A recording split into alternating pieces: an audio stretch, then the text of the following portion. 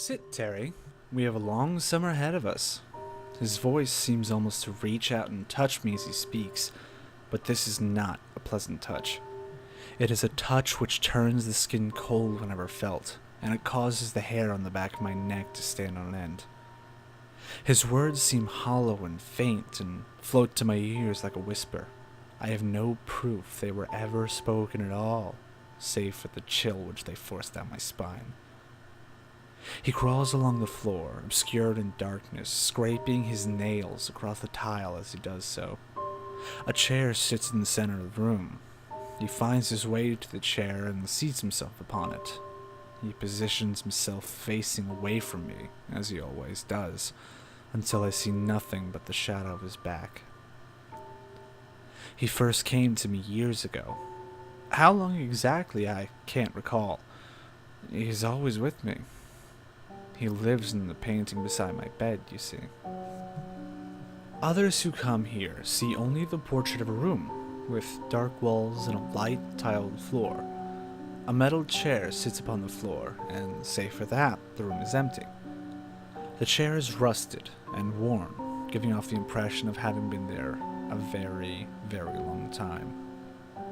There is only one door, located at the far side of the room. It's old, giving off the same ancient feeling as the chair. Visitors to my room never pay the portrait much attention. If they had, perhaps they'd have noticed that the door's blood-red paint had been clawed away, not chipped slowly by time and constant use, as one might assume. I've stared long and hard into his painting, and seen things which others care not to see. The door has been scratched, and the scratches sit like scars. The scars of 1,000 fingernails run across its surface, as if someone were trapped inside and, try as they may, could never leave. The scars of 1,000 failed attempts. Every night is the same.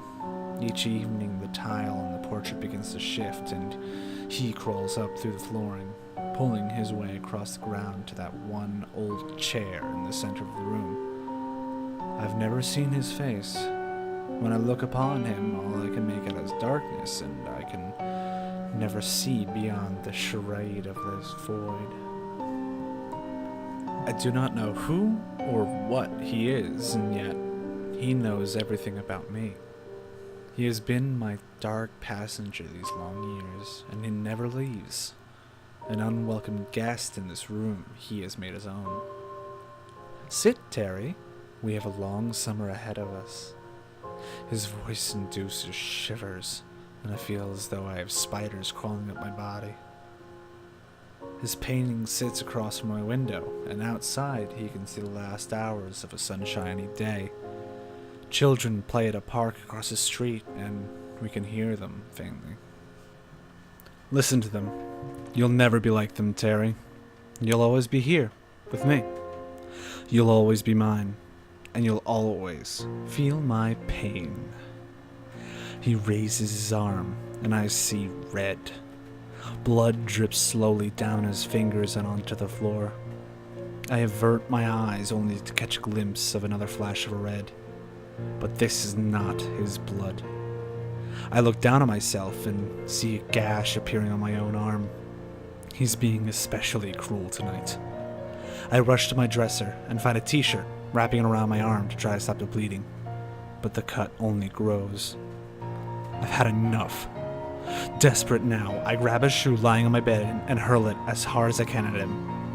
I hear a terrible sound and look away. When I finally gaze back to that side of the room, the portrait is gone. Bits and pieces of broken glass fill the floor, my shoe at the center of them. Slowly, I make my way over and pick up one of the larger pieces of shattered glass. As I look into it, I see him, seated on his chair. He's faced away from me, but as I stare, he slowly begins to turn. I tense as his body contorts to look in my direction.